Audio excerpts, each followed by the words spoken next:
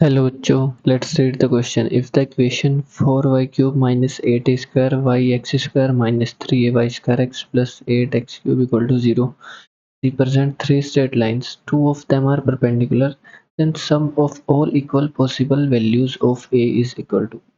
अब देखिए हमें जो गिवन इक्वेशन है रिप्रेजेंट कर रही है थ्री स्ट्रेट लाइंस को। फाइन, अगर आप ध्यान से ऑब्जर्व करें इस इक्वेशन को तो इसमें डिग्री, हर एक टर्म की डिग्री क्या है। देखिए यहाँ y की पावर 3 है, यहाँ पे x की पावर 2 है, y की पावर 3, y की पावर 1 है, मतलब यहाँ पे भी डिग्री 3 है। यहाँ पे y की पावर 2 है, x की पावर 1 है, डिग्री 3 है।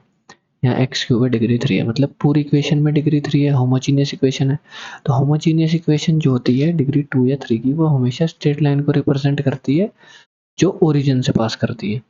मतलब अब देखिए ओरिजिन से जो लाइन पास करती है उनकी इक्वेशन किस फॉर्म की होती है, y equal to mx type की फॉर्म की होती है जो ओरिजिन से पास करती है। तो ये तीनों लाइन कुछ इसी फॉर्म की आएंगी, y इक्वल टू mx। यहाँ से हम एक रिजल्ट निकाल सकते हैं कि y बाई एक्स हमारा किसके इक्वल होता है, m के इक्वल होता है, मतलब स्लोप ऑफ लाइन के इक्वल होता है। तो देखिए जो हमारी पूरी इक्वेशन है उसको हम y बाई एक्स के फॉर्म में चेंज करते हैं।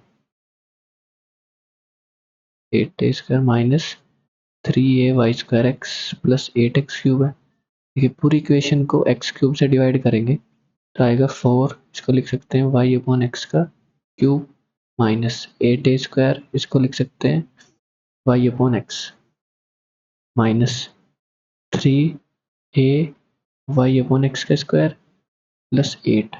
अब ध्यान से देखिए आप, ये किस में क्यूबिक आई है इक्वेशन, y अपॉन एक्स में क्यूबिक आई है, मतलब इसके 3 रूट आएंगे, y अपॉन एक्स की 3 वैल्यूज आएंगी, और वो 3 वैल्यूज क्या होंगी, हमने भी क्या बोला कि ये किस तरह की लाइन है जो ओरिजिन से पास कर रही है। तो y बाई एक्स क्या होता है, स्लोप के इक्वल होता है।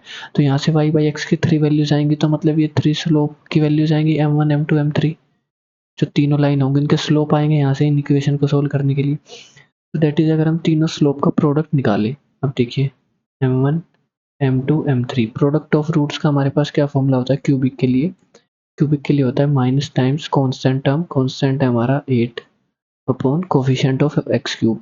तो यहाँ पे क्या है, y बाई एक्स में क्यूबिक है तो y बाई एक्स का कोफिशिएंट, y बाई एक्स की क्यूब का कोफिशिएंट है 4। तो प्रोडक्ट ऑफ रूट आएगा हमारे पास -2। अब देखिए हमें एक रिजल्ट गिवन है कि two of them are perpendicular, दो लाइन परपेंडिकुलर है। तो दो लाइन परपेंडिकुलर है तो परपेंडिकुलर कंडीशन क्या है कि उनका स्लोप m1 m2 किसके इक्वल होता है, -1 के इक्वल होता है।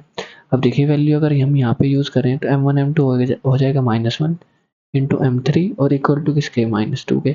माइनस से माइनस कैंसिल, मतलब m3 का वैल्यू है 2। मतलब जो हमारी इक्वेशन है, इसको अगर मैं इक्वेशन 1 एज्यूम करूँ तो उसका रूट हमारा क्या है, एक उसका रूट आया 2, m3 इक्वल टू क्या है 2। दैट इज इक्वेशन 1 में अगर हम 2 पुट करेंगे तो सेटिस्फाई करेगी equation. That is from equation 1 से हम क्या करते हैं, m एक वैल्यू, एक रूट उसका 2 है तो 2 पुट कर देते हैं y बाई एक्स की जगह। That is 4 into 2 cube minus 8a square 2 minus 3a 2 square plus 8 equal to 0। तो देखिए सोल्व करने के बाद क्या आएगा, 4 into 8 that is 32 minus 16a square minus 4 into 3 12a plus 8 equal to 0। अब देखिए माइनस कॉमन ले लेते हैं, इसको रीअरेंज करके लिख लेते हैं, 16a स्क्वायर प्लस 12a, ये हमारा आएगा 8 प्लस 32 दैट इज 40, प्लस का 40 था, हमने माइनस कॉमन लिया तो -40 इक्वल टू 0। अब देखिए ए के यहाँ से दो पॉसिबल वैल्यू आएंगे, क्वाड्रेटिक इक्वेशन है, बट हमें क्या पूछा है, sum of all possible values of a, मतलब यहाँ से हमें sum of all possible values मतलब सम ऑफ रूट्स निकालना है। तो इसमें सम ऑफ रूट्स हम कैसे निकाल सकते हैं, सम ऑफ रूट्स इस क्वाड्रेटिक इक्वेशन के लिए minus times coefficient of A that is 12 upon coefficient of A square that is 16। ये हमारा सोल्व करने के बाद आएगा 4 से कैंसिल आउट हो जाएगा, 3 टाइम्स 4 टाइम्स दैट इज -3/4। मतलब हमारे जो ए की पॉसिबल वैल्यूज है इनका सम क्या आएगा, -3/4। That is option 2 is correct. I hope you understood this solution. Thank you.